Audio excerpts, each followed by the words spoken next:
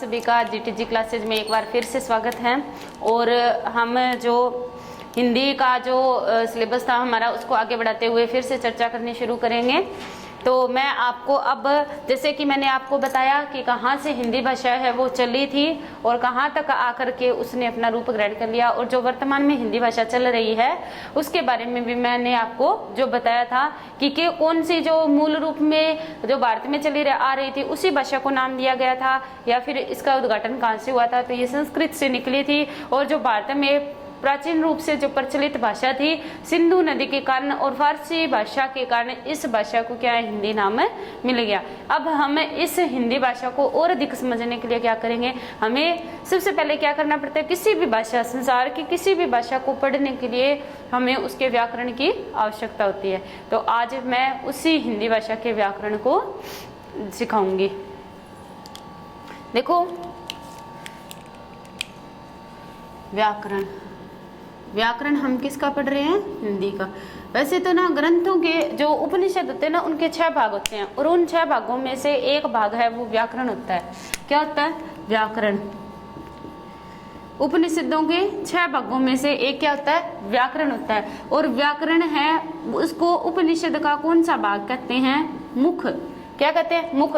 और सबसे ज्यादा हम अपने शरीर में मुख को ही चमकाते हैं, और मुख को चमकाने का कारण क्या है कि मुख के माध्यम से ही जो शरीर की सुंदरता है वो दिखती है। तो यहाँ पर भी हम एक ग्रंथ रूपी मुख को, यानी कि ग्रंथ रूपी मुख अर्थात व्याकरण को सजाने का काम करेंगे। जितनी अच्छी हमारी व्याकरण होगी उतना ही अच्छा हमें भाषा का ज्ञान होगा। तो मैं व्याकरण समझाने के लिए मैं सबसे पहले जो किसी व्याकरण की, किसी भाषा के व्याकरण की जो छोटी से छोटी इकाई है उसके वर्ण, उसकी वर्णमाला, उसके ऊपर जाती हूँ, तो आप ध्यान से देखना।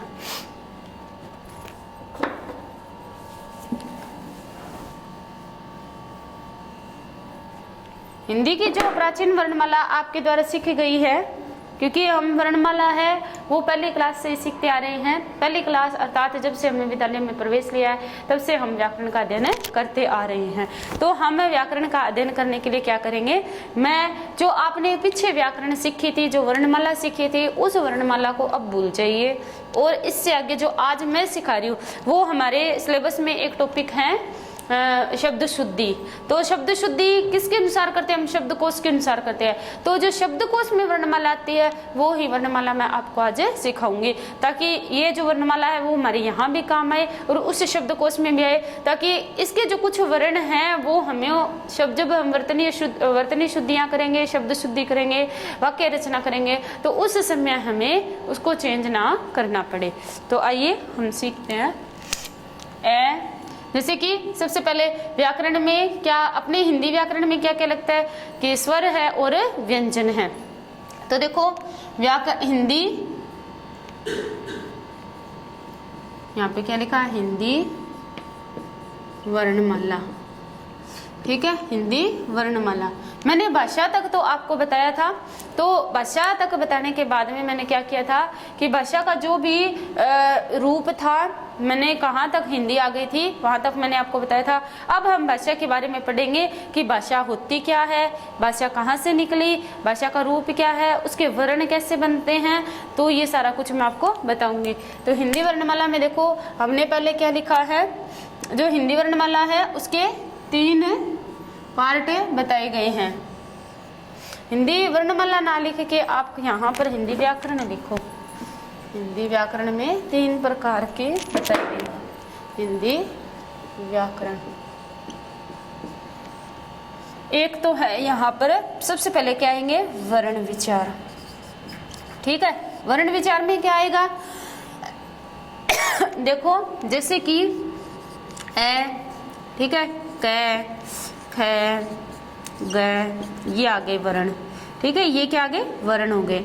अब देखो वर्ण क्या है, वर्ण विचार में हम वर्णों का अध्ययन करेंगे। वर्ण वह छोटी से छोटी इकाई है किसकी, भाषा की। कौन सी, लिखित रूप की। भाषा की लिखित रूप की सबसे छोटी इकाई वो है जिसे हम वर्ण कहते हैं। और वर्ण क्यों कहते हैं, क्योंकि वर्ण के आगे हम टुकड़े नहीं कर सकते। जैसे कि ए का कोई टुकड़ा नहीं कर सकते, क हलंत लगा दिया। अगर क में हलंत न होता तो हम क्या, ये सीधा क होता तो हम इसको क्या करते, क प्लस ए कर लेते, ठीक है। लेकिन हमने आगे इसके और टुकड़े नहीं कर सकते, यहाँ पर पहले से ही हलंत लगी हुई है तो ये टुकड़ा नहीं होगा। अब देखो दूसरी बारी आ गई, जैसे कि वर्ण विचार, भाषा की वह छोटी से छोटी इकाई जिसको हम आगे वर्गीकरण नहीं कर सकते उसको हम क्या कहते हैं, वर्ण विचार कहते हैं। दूसरा है वर्ण विचार, फिर है भाषा शब्द विचार, क्या है, शब्द विचार, और तीसरा क्या है, वाक्य विचार, वाक्य विचार। देखो वर्ण विचार मैंने आपको बता दिया कि जैसे ए क ख ग। अब आता है शब्द विचार। अब इसी ए क, ये जो इतने सारे वर्ण हैं, हमारी हिंदी भाषा में कितने वर्ण हैं, मूल रूप से 44 वर्ण हैं और कुल कितने हैं, 52 वर्ण हैं। तो इन्हीं वर्णों के योग से जो शब्द बनते हैं उनको हम शब्द विचार में रखेंगे। जैसे कि क प्लस मैं प्लस ल, क्या बन गया, कमल, ठीक है। तो ये क्या हो गया, शब्द विचार हो गया, यानी कि शब्दों को हमने देख लिया किस प्रकार से वर्णों के माध्यम से शब्द बन रहे हैं। फिर तीसरा आ गया वाक्य विचार, हमने वर्णों को मिलाकर के शब्द बनाए और शब्दों को मिलाकर के हमने वाक्य बनाए। तो वाक्य कैसे बनाते हैं, देखो वाक्य विचार में मैंने कहा यह कमल का फूल है, ठीक है, यह कमल का फूल है। तो ये देखो ये वाक्य बन गया। यहाँ पर ये वर्ण थे, वर्णों के माध्यम से हमने शब्द बनाए और शब्दों के माध्यम से हमने वाक्य बना दिया। तो मैं देखो ये सारी चीजें मैंने आपको बता दी।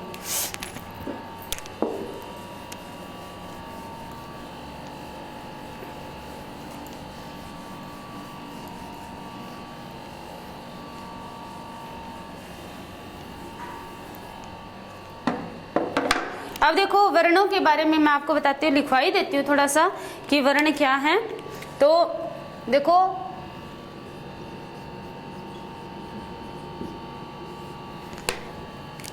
भाषा की वह, अपने वर्ण विचार पर ही आते हैं सबसे पहले कि वर्ण विचार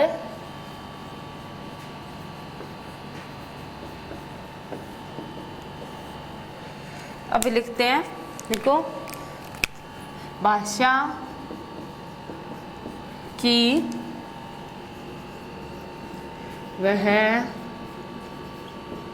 छोटी से छोटी इकाई जिसके और अधिक टुकड़े न किए जा सके, अर्थात भाषा की वह छोटी से छोटी इकाई जिसके और अधिक टुकड़े नहीं कर सकते उसको हम क्या कहते हैं, वर्ण। और इन्हीं वर्णों पर हमने आज विचार करना है। तो इसी तरह से इनको क्या हम कहते हैं, वर्ण विचार। अब देखो भाषा की वह छोटी से छोटी इकाई जिसके और अधिक टुकड़े नहीं किए जा सकते, अर्थात लिखित रूप से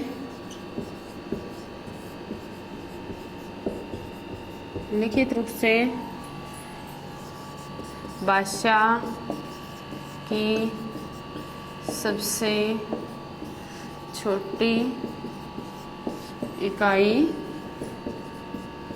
वर्ण कहलाती है। अर्थात भाषा की लिखित रूप से भाषा की सबसे छोटी इकाई क्या है, वर्ण कहलाती है। जैसे कि अब मैं उदाहरण देके आपको बता रही हूँ, जैसे क आ गया, प आ गया, फिर इसमें अपने ना ए को भी ले सकते हैं, जैसे कि ए, ई, है ना, इस तरह से ये, और टे, ठे, डे, है ना, ने, पे, फे आदि। अब इनके नीचे हलंत लगाते जाओ बस।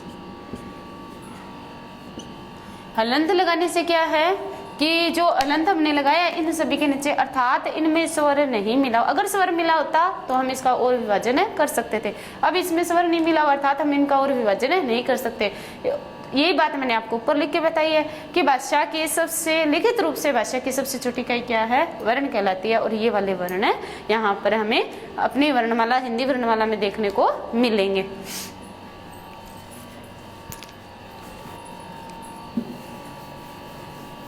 अब देखो, मैंने आपको बताया कि भाषा की लिखित रूप से सबसे छोटी इकाई कौन सी है, वर्ण। तो अब आप एक चीज और देखो, उसके बाद में वर्णों के प्रकार बताऊंगी आपको। उसके बाद में छोटी सी बात एक और है, यहाँ पर लिखो ध्वनि।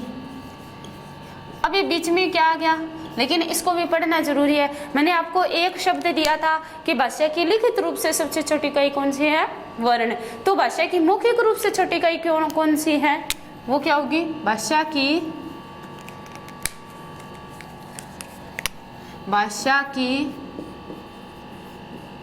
मौखिक रूप से सबसे छोटी इकाई ध्वनि है।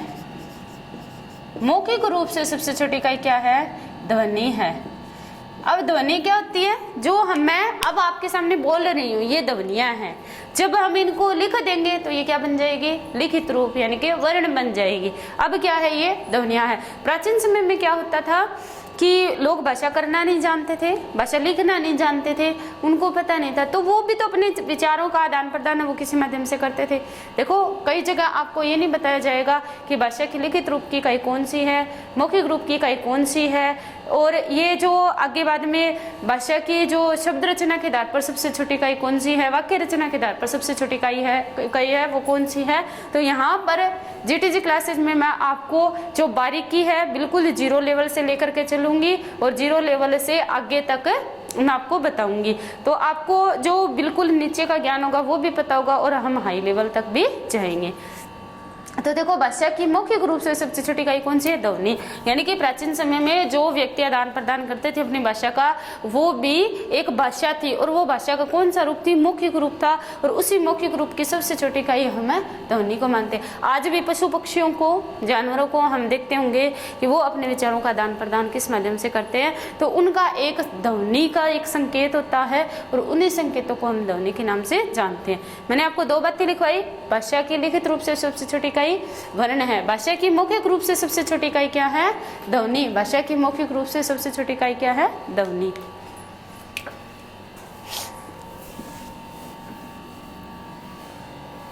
अब वर्ण और ध्वनि में मैं आपको अंतर और बता देती हूँ। मैंने पीछे आपको वर्ण बताए, अब देखो यहाँ पर तो क्या लिखा मैंने, ध्वनि, और यहाँ पर मैंने क्या लिखा, वर्ण। ठीक है, ध्वनि जो है वो गिनी जाती है। जैसे कि एक शब्द लिखवाऊं मैं आपको, कमला।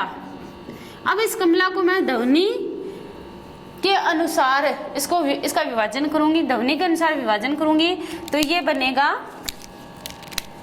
क प्लस मैं प्लस ला।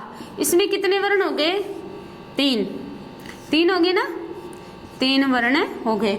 जबकि वर्णों के आधार पर जब इसका विभाजन करेंगे तो ये होगा क प्लस ए प्लस मैं प्लस ए प्लस ले प्लस आ। ठीक है, तो देखो इसमें कितने हो गए, 1 2 3 4 5 6, कितने हो गए, ये 6 वर्ण हो गए। अर्थात वर्ण और ध्वनि में ये अंतर है। ध्वनि में जो मात्राएं होती है ना, उनको एक साथ गिना जाता है, उसको एक माना जाता है। जो भी मात्रा आपने लगाई उसको एक माना जाता है। तो ये 1, ये 2 और ये 3, ये तो है 3 ध्वनियां। कमला शब्द में 3 तो ध्वनियां। तो वर्णों के आधार पर हम देखेंगे तो कितने वर्ण हमें लिखने पड़ेंगे, 6। यानी कि क ए मैं ए ले आ। मैंने आपको बताया था ना, वर्णों को और अधिक नहीं बांट सकते, जबकि ये वर्ण है ना, इसमें स्वर मिला हुआ है, इन वर्णों में स्वर मिला हुआ है, तो इनको हमने अलग अलग किया तो 6 वर्ण हो गए। कितने वर्ण हो गए, 6 वर्ण। आपको अंतर समझ में आ गया होगा कि जो ध्वनि है उसको हम किस तरह से लिखते हैं और वर्ण हमें किस तरह से लिखते हैं। चलो हम वर्णों का वर्गीकरण करते हैं।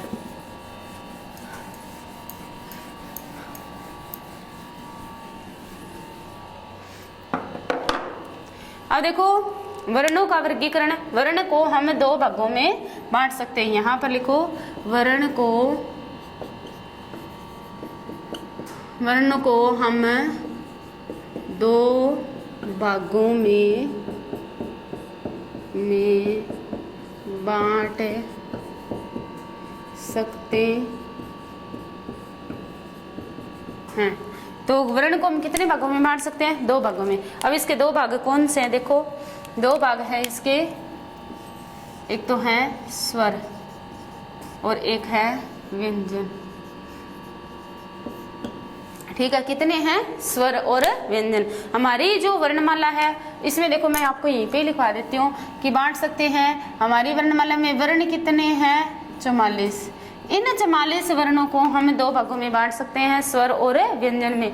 अब देखो स्वर अपने कितने हैं? 11 स्वर हैं। व्यंजन कितने हैं? 33 व्यंजन हैं। ठीक है, ये सारे मिलकर के कितने वर्ण बनाएंगे? 44 वर्ण बनाएंगे। इस तरह से थोड़ा शॉर्टकट में आप लिखोगे तो जो एक वाइड तरीके से दिया होता है उससे ज़्यादा अच्छा समझ में आएगा कि 11 स्वर हैं, 33 व्यंजन हैं, दोनों को मिलाए 44 वर्ण है। हिंदी भाषा में कितने वर्ण पाए जाते हैं मैं आपको नीचे लगा के बताती हूँ। देखो हिंदी में कितने वर्ण हैं बराबर है 44 वर्ण। लेकिन अब आप कहोगे कि मैडम 44 वर्ण कैसे है, तो मैं आपको लिख के दिखाऊंगी कि कौन कौन से 44 वर्ण हैं। अब देखो हिंदी में कितने वर्ण हैं? 44 वर्ण। लेकिन मैंने आपको कहा था कि भाषा का रूप लगातार बदलता आ रहा है, जैसे कि वैदिक संस्कृत, फिर लौकिक संस्कृत, फिर आई पाली, प्राकृत, अपभ्रंश, हिंदी। ठीक है, तो वैदिक संस्कृत में जितने वर्ण थे उतने स्वर्ण क्या आज हिंदी में पाए जाते हैं? उससे कम हो गए हैं, कुछ ज्यादा हुए, तभी तो भाषा का रूप परिवर्तन हुआ है। तो मैं क्या करूंगी, मैं आपको बता रही हूँ हिंदी में कितने वर्ण है? 44 वर्ण। लेकिन आपके पास प्रश्न ये आ जाए, प्रश्न ज्यादातर यही आता है कि हिंदी में ये शब्द लगाया जाता है, हिंदी में कुल कितने वर्ण हैं, यानी कि कुल वर्ण संख्या। हिंदी में कुल वर्ण संख्या कितनी है? 52। कितने वर्ण हैं? 52। अब मैं इनका वर्गीकरण आपको बताती हूँ। अपने वर्ण विचार को यहीं पर पूरा देखेंगे तो मैं आपको बता रही हूँ कि कितने स्वर हैं? 11 स्वर। कितने व्यंजन हैं? 33 व्यंजन। दोनों को मिलाकर के कितने बन गए? 44 वर्ण। 44 वर्ण तो हिंदी में पाए जाते हैं, लेकिन हिंदी में कुल कितने वर्ण हैं? 52 वर्ण हैं। अब इन 52 वर्णों को, 44 वर्णों को मैं आपको वर्गीकरण करके दिखाती हूँ। देखो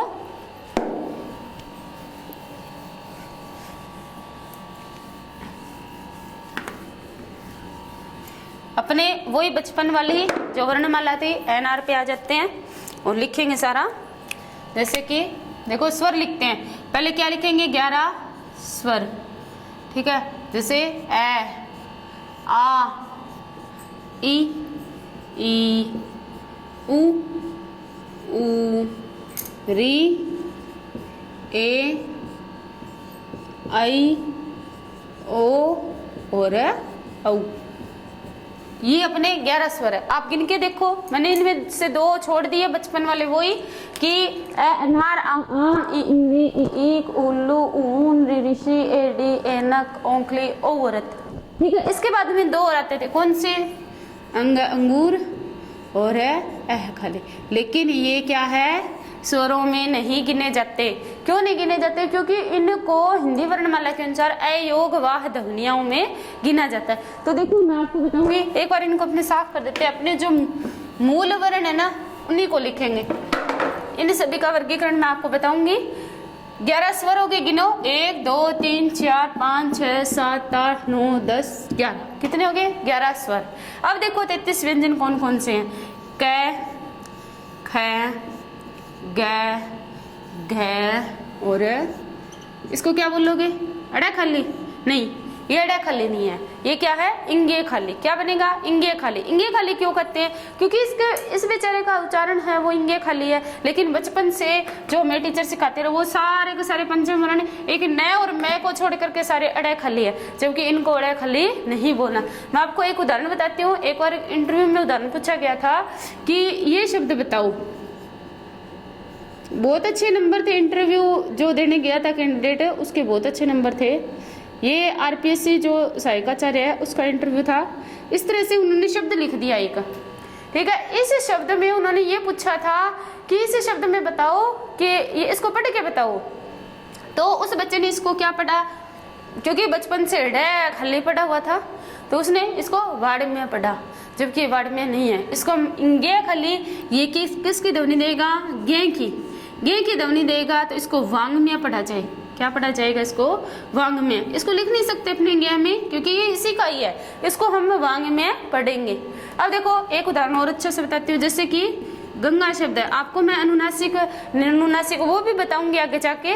तो यहीं पर मैं थोड़ा सा उसका उदाहरण आपके सामने प्रस्तुत करती हूँ कि जो गंगा शब्द है, तो गंगा शब्द में देखो ग, ये बिंदी है वो नीचे उतरेगी, लेकिन वो नीचे उतरेगी तो किसके आधार पे, सामने वाले के आधार पे। सामने वाले का पंचम वर्ण बीच में आएगा, तो यहाँ पर क्या आएगा, डे इंगे और फिर गा, ठीक है। ये बन गया, क्योंकि ग का पंचम वर्ण तो यही है ना, ग का देखो पंचम वर्ण यही है, तो ये नीचे उतरेगी बिंदी। वैसे ये बिंदी जब नीचे उतरती है ना तो आधे पे उतरती है, ये हमेशा पूरे वर्ण पे लगेगी, जब नीचे उतरेगी तो आधे वर्ण पे लगेगी। तो गंगा, गंगा बन गया। अब देखो गंगा तो बन गया, अब इसको क्या पढ़ेंगे, गड़ग्गा, क्योंकि जो डे खाली बोलते हैं वो तो गड़ग्गा ही पढ़ेंगे, जबकि गड़ग्गा नहीं है, ये क्या है, गंगा। और जो कंपटीशन एग्जाम के हिसाब से अगर आपके सामने एग्जामिनर ने ये दोनों शब्द दे दिए तो इन दोनों में से भी सही ये माने, वैसे दोनों सही है, ठीक है, दोनों सही है अपनी अपनी जगह, बढ़िया है, शब्द सही है, इनकी वर्तनी भी शुद्ध है। लेकिन अगर इन दोनों में से एक ऑप्शन चुनना पड़े आपको तो ये वाला ज्यादा सही होगा। तो अपनी वर्तनी है वो भी साथ साथ में हमें लेकर के चले। मैं आपको उदाहरण बता रही हूँ। देखो अब इसके आगे देखो च, छ, ज, झ और य। कुछ बच्चे तो भूल गए होंगे कि पहले च वाली लाइन थी, पहले क वाली लाइन थी, पहले त वाली लाइन थी, या पहले ट वाली लाइन थी। तो मैं आपको ये सारा याद करवाऊंगी। फिर आता है अपना ट टमाटर, ट, ठ, ड, ढ और ण। ये क्या था, इंगे, ये क्या था, ये शब्द आएगा, ये क्या है, ण। इसका भी मैं आपको उदाहरण दूंगी।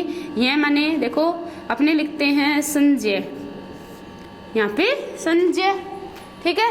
तो संजय, अब ये बिंदी नीचे उतारेंगे, कई तो ऐसे लिखते हैं, लेकिन ये क्या है, बिल्कुल ही गलत है।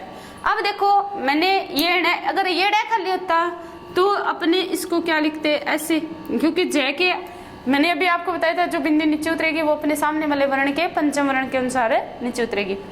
तो ये जय और ये सड़ज्य बनेगा। फिर अगर आप इसको डे खाली बोलते हो तो ये सड़ज्य बनेगा, लेकिन ये सड़ज्य नहीं है, ये क्या है, संजय। संजय है तो ये है और इसके बीच में आता है, तो इसको हम क्या बोलेंगे, ये। फिर आते हैं अपने त, थ, द, ध और न। प, फ, ब, भ और म। फिर आता है अपना य, र, ल और व। फिर आता है श, स, है। बस इतने ही वर्ण है। कितने वर्ण है, इतने ही, इससे आगे हमें वर्णों को नहीं लिखना। अब आप कहोगे कि मैडम जी हमने तो ये पढ़ा था, क्षत्रिय भी होता है, एक त्रय त्रिशूल भी होता है, एक ज्ञानी भी होता है, और एक आजकल है उन्हीं शिक्षा नीति के अनुसार श्रेय का भी आगमन हिंदी में हो चुका है। लेकिन मैं आपको बता दूं कि ये चारों के चारों हिंदी के मूल वर्ण नहीं हैं। मैं यहाँ पर हिंदी के मूल वर्णों की ही बातें कर रही हूँ, और ये चारों के चारों हिंदी के मूल वर्ण नहीं है, ये बाद में आए गए हैं। इनको हम संयुक्त वर्णों में रखेंगे, इनका भी वर्गीकरण मैं आपको बताऊंगी।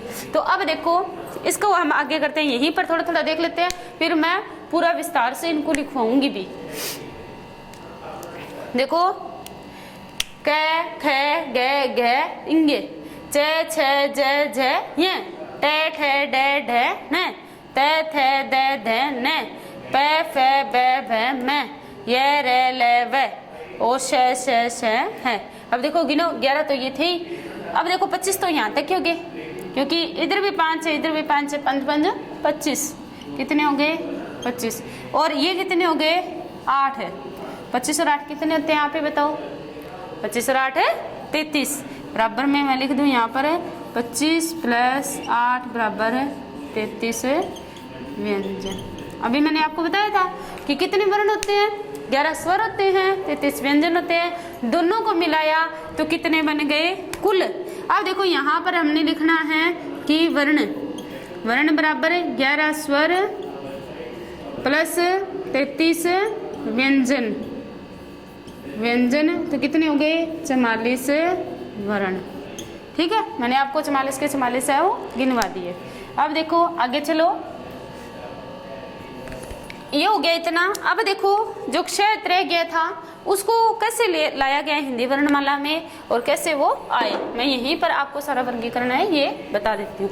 जैसे देखो कि जो क्षय था ये सारा एक बार साफ कर देती हूँ इधर से। देखो अब अपने लिखते हैं क्षय की हिस्ट्री देखते हैं। क्षय बेचारा कहाँ से आया, ये ऐसे लग रहा है जैसे पेड़ पे ना कोई बंदर लटका हो, ऐसे करके ऐसे है ना, पेड़ पे ऐसे करके कोई बंदर है ना वो अपनी पोजीशन दिखा रहा है। ठीक है, तो क्षय आया क्षय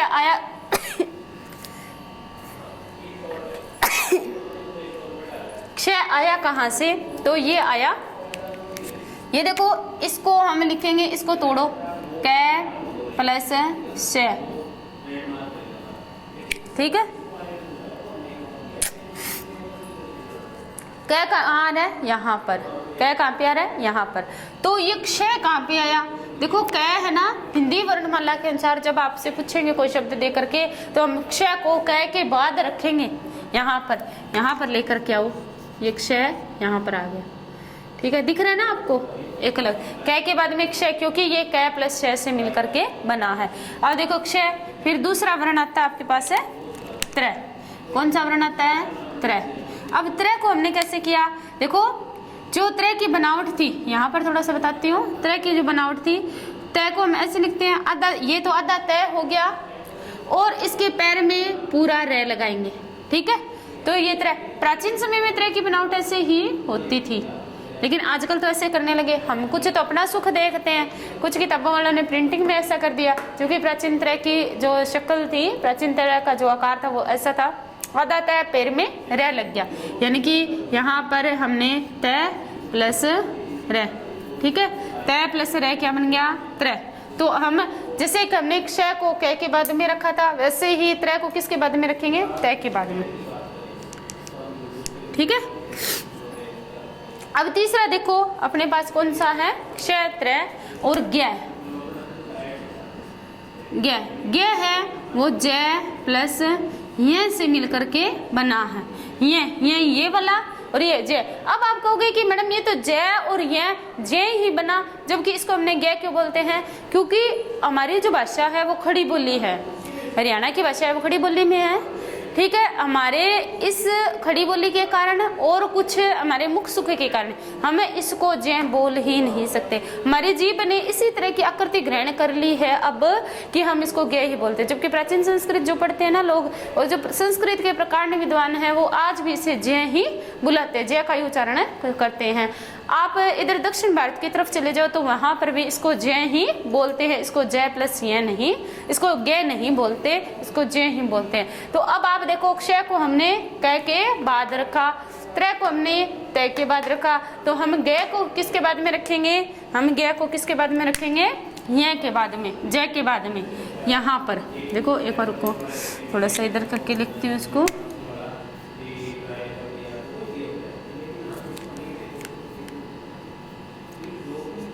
इसके बाद में मैं क्या लिखूंगी, यहाँ पर ज्ञ को।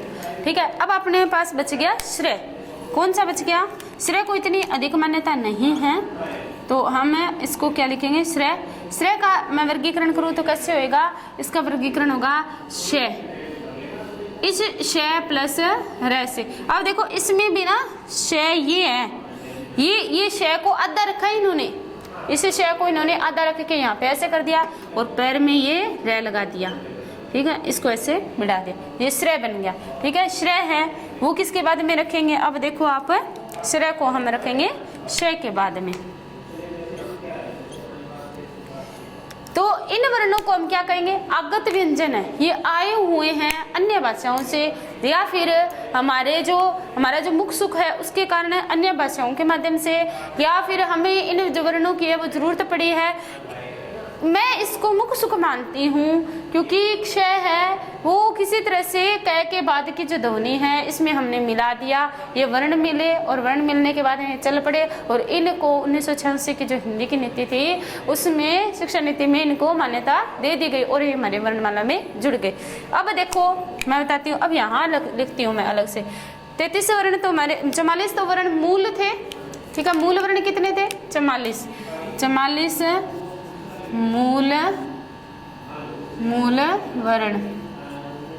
अब देखो अपने पास कितने आ गए, 44 तो हो गए मूल वर्ण, 4 हो गए अपने पास है ये संयुक्त वर्ण। इनको क्या बोलेंगे, संयुक्त, क्योंकि दो वर्णों के माध्यम से संयुक्त हुए हैं, 4 हो गए संयुक्त वर्ण। और फिर अपने पास हो गए देखो 44 और 4 है 48, 44 मूल वर्ण हो गए, 4 संयुक्त वर्ण हो गए। मैं इधर वाले ये हैं वो आपको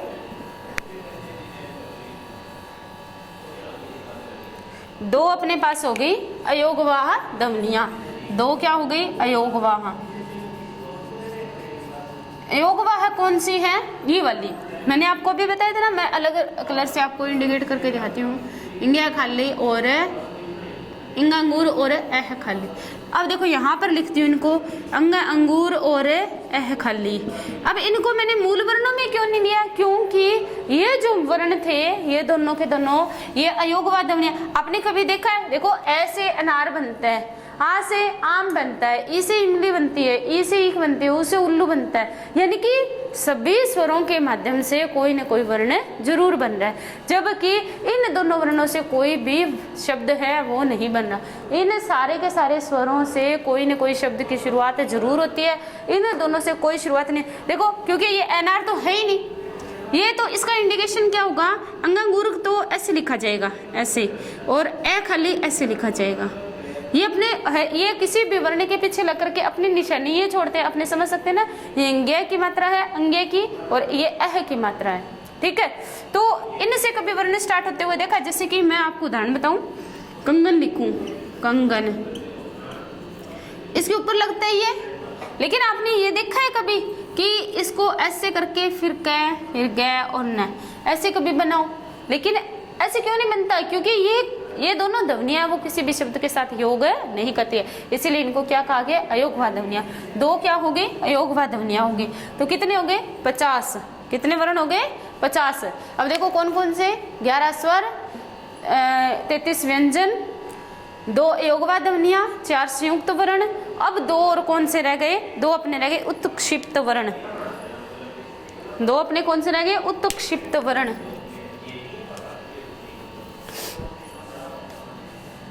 कहाँ से मिटाऊं, यहाँ से साफ कर देती हूँ एक बार। 2 अपने कौन से रह गए उत्क्षिप्त वर्ण,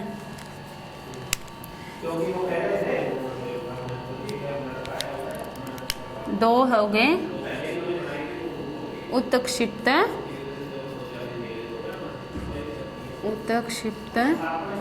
वर्ण। 2 उत्क्षिप्त वर्ण कौन कौन से हैं, अब मैं आपको बताऊं। हम जो हिंदी में यूज करते हैं, एक तो ढ को यहाँ पर मैं ना अयोगवाह लिख देती हूँ एक बार, तो आपको पता चल जाएगा। एक तो अंगांगूर, एक है खाले, और 2 एक जो उत्क्षिप्त, एक तो ढ और एक आ जाएगा ढ। ये अपने हिंदी में ये हिंदी की वर्तनी नहीं है, हिंदी के वर्ण नहीं है, कौन से ढ और ढ। इनका प्रयोग हम हिंदी के मूल वर्णों में नहीं कर सकते। जैसे कि आप क्या लिखते हो पढ़ाई, पैडाई, जबकि ये गलत है, ये नहीं लिखा जाता, ठीक है। लड़ाई, लड़ाई होगा, लड़ाई लड़ाई, ठीक है। ये पढ़ाई, पढ़ाई पढ़ाई नहीं होगा, ढ नहीं बना सकते हम इसको, ठीक है। ये आपको मैं आगे वर्तनी जो शब्द रचना है और जो शब्द शुद्धि है उसमें बताऊंगी कि इनको क्यों नहीं लगा सकते, ये बाद में इनका आगमन है वो कैसे हो। देखो ये ड और ढ, यहाँ इनको हम कहाँ पर रखेंगे, यहाँ पर तो इसको ड को रख दे, यहाँ नहीं लगानी बिंदी, यहाँ लगानी है, यहाँ तो लगाएंगे तो ये बन जाएगा ढ यहाँ, ठीक है। ये ड और ढ यहाँ पर आ गए, 2 क्षिप्त वर्ण आ गए। अब जोड़ो इनको, 44 और 4 है 48, 48 और 2 50, 50 और 2 52, कुल वर्ण कितने हो गए? 52। और मैंने आपको क्या बताया था कि अपने हिंदी में कुल वर्ण कितने हैं? 52 हैं। और वैसे पूछे हिंदी वर्णमाला के वर्ण कितने हैं तो 44 बताना है। प्रश्न में ये आया हो कि हिंदी वर्णमाला में कितने वर्ण है तो आपको कितने बताने हैं? 44। और ये आया हो कि कुल वर्ण कितने हैं तो आपको क्या बताना है? 52। कुल वर्ण कितने बताने हैं? 52। ये प्रश्न में पूछा जाता है। आप प्रश्न की भाषा को देखिए कि किस तरह से उसने एग्जामिनर ने अपने से पूछा है, कुल वर्ण पूछा है या सीधा ही वर्ण पूछा है। सीधा वर्ण पूछेंगे अगर दोनों भी ऑप्शन में हो तो भी अपने को 44 ही करना है। कुल वर्ण पूछे अगर दोनों ही ऑप्शन में हो तो अपने को 52 करना है। ठीक है, इस बात का ध्यान रखना। अब मैं इसको साफ कर रही हूँ।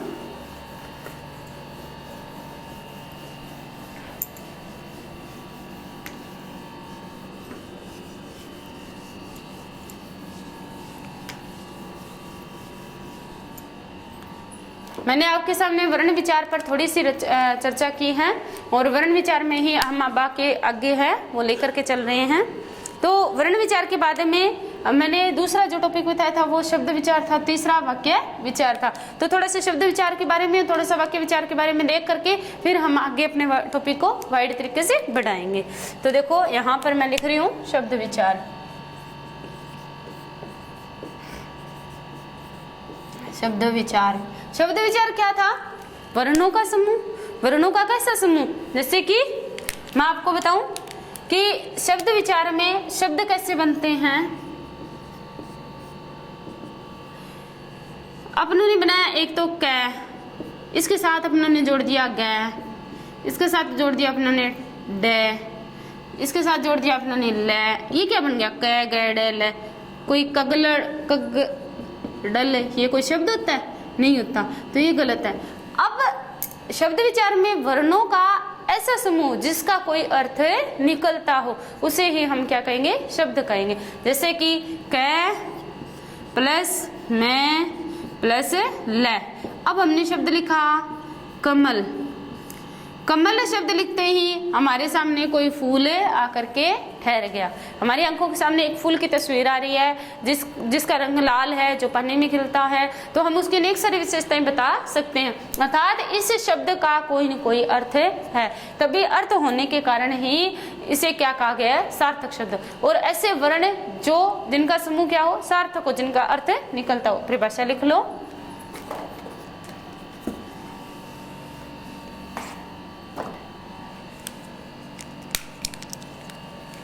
वर्णों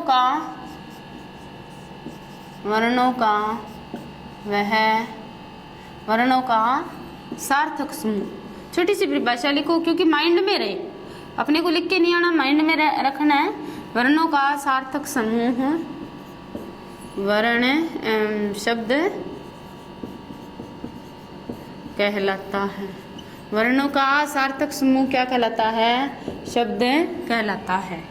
सार्थक होना चाहिए, उसका अर्थ होना चाहिए। अगर अर्थ होगा तो ही वो वर्ण है वो शब्द बन पाएंगे। अब देखो वर्णों का सार्थक समूह अर्थ के आधार पर जो भाषा की सबसे छोटी इकाई है ना वो शब्द ही है। देखो मैंने बताया था भाषा की लिखित रूप से भाषा की सबसे छोटी इकाई कौन सी है? वर्ण। और मौखिक रूप से भाषा की सबसे छोटी इकाई कौन सी है? ध्वनि। अब देखो जो वाक्य रचना के आधार पर है, ठीक है, वाक्य रचना, वाक्य कब होगी? जब सार्थक वर्ण जुड़ेंगे और सार्थक शब्दों का मेल होगा तब वाक्य होगा। तो क्या है? अर्थ के आधार पर, यानी कि अर्थ निकलना चाहिए। वर्णों का कोई अर्थ नहीं था, ध्वनि का कोई अर्थ नहीं था, हमने यहाँ पर शब्दों का अर्थ निकालना पड़ेगा। तो आप एक नोट लगा के यहाँ पर नीचे और लिख लीजिए। नोट, अर्थ के आधार पर, अर्थ के आधार पर भाषा की सबसे छोटी इकाई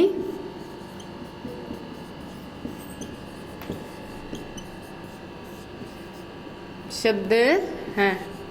सबसे छोटी इकाई क्या है? शब्द है। भाषा अर्थ के आधार पर भाषा की सबसे छोटी इकाई कौन सी है? शब्द है। और इन्हीं शब्दों, सार्थक शब्दों को मिलाकर के अर्थ है ना, अर्थ में, शब्द में अर्थ है।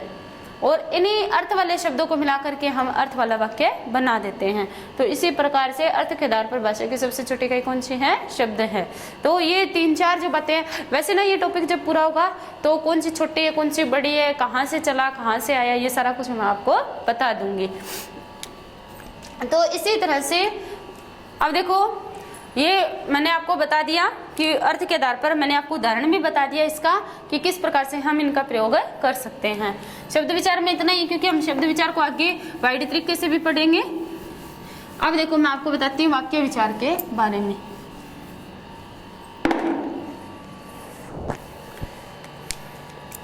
वाक्य विचार,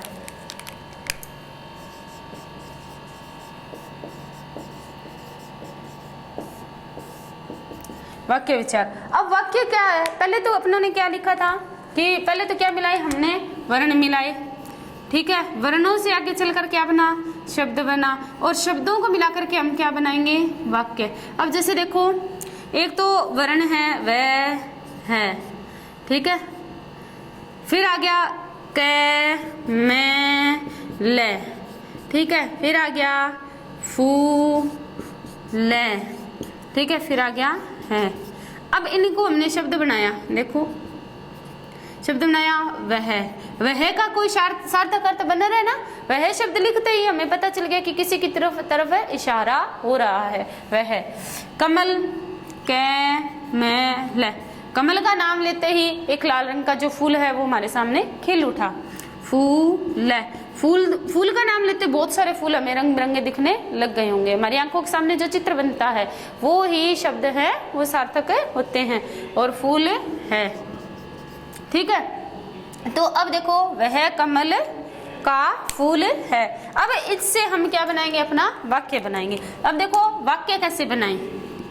अब तक ये क्या थे? वर्ण थे। अब तक ये क्या थे? शब्द थे।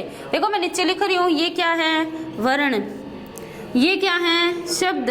जब ये शब्द वाक्य में प्रयोग हो जाए तो उनको क्या कहते हैं? पद कहते हैं। अब यहाँ पर पद मिलेंगे, देखो वह, यहाँ लिख देती हूँ मैं वाक्य,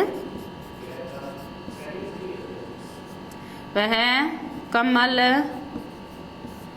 का फूल है। ये क्या बन गया? वाक्य। ये क्या बन गया? अपना वाक्य। अब देखो पद क्या था, मैंने यहाँ पे लिख के तो छोड़ दिया, आपको ज्यादा बताया नहीं। अब देखो मैं पद के बारे में और बताती हूँ, लिखवाऊंगी आगे, लेकिन अभी आपको मैं बता के छोड़ रही हूँ कि ये वर्ण थे, ठीक है, ये शब्द बन गए, फिर ये वाक्य बन गया।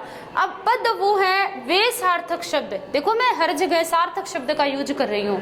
निरर्थक कोई शब्द नहीं होता है। सार्थक कौन सा शब्द? जिसका नाम लेते हमारी आंखों के सामने चित्र बन जाए। वह सार्थक शब्द जो वाक्य में प्रयुक्त हो जाए उनको हम पद कहते हैं। देखो वह सार्थक शब्द था, और ये वाक्य में कमल के साथ इसका एक सब्जेक्ट भी दिखा रहे हैं, इसका एक विषय भी दिखा रहे हैं, इसका एक क्रम भी दिखा रहे हैं, इसको इंडिकेट भी कर रहे हैं, इसकी विशेषता क्या है वो सारा कुछ बता रहे हैं ना। तो ये शब्द क्या हो गया? पद बन गया। मैं आपको पद की परिभाषा और लिखवा देती हूँ।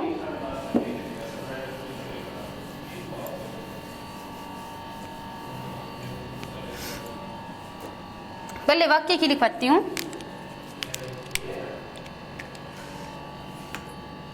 सार्थक शब्दों का समूह। सबसे छोटी परिभाषा जो दिमाग में रहनी चाहिए हमेशा, कि प्रश्न आते ही हम फटाक से उसका उत्तर दे सके। सार्थक शब्दों का समूह क्या कहलाता है? वाक्य कहलाता है। सार्थक शब्दों का समूह क्या कहलाता है? वाक्य कहलाता है। अब देखो इसमें हम आगे क्या कर सकते हैं? मैंने आपको शब्द एक बताया था, पद, तो ये आ गया पद। अब देखो वे सार्थक शब्द, इसकी भी परिभाषा लिख लो। वे सार्थक शब्द जो, वे सार्थक शब्द जो वाक्य में प्रयुक्त हो गए, वाक्य में प्रयुक्त हो,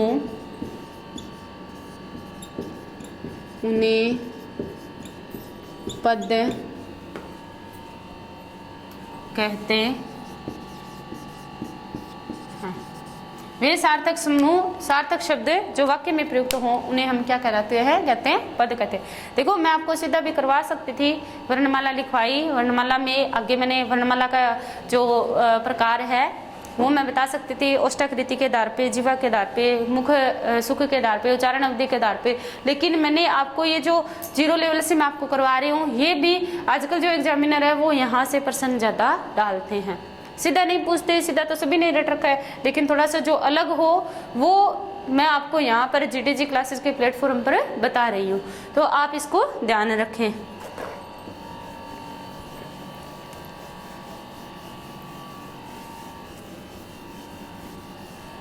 अब देखो आगे हमने क्या कर लिया, वर्ण विचार कर लिया, ठीक है। हमने क्या पढ़ लिया था, वर्णों के बारे में पढ़ लिया, शब्दों के बारे में पढ़ लिया और वाक्य के बारे में एक बार छोटा छोटा इनका परिचय हमने तीनों का कर लिया। अब हम अपनी मूल व्याकरण पे आते हैं, जहाँ से ये चली और जहाँ तक हमें जाना है। फिर ये देखो ऐसे तो कोई अंत नहीं है, हिंदी व्याकरण कितना भी पढ़ो, लेकिन हमने अपना सिलेबस है वो भी तो कवर करना है और उसी के अनुसार हमने उसको पढ़ना है। तो मैं आपके सिलेबस के अनुसार जो पहला टॉपिक आपका हिंदी वर्णमाला, उसी के ऊपर चलती हूँ और उसी के माध्यम से मैं आपको बताऊंगी। आज की क्लास में मैं इतना ही पढ़ाऊंगी और अब इसके बाद का है वो आगे की क्लास में हम देखेंगे।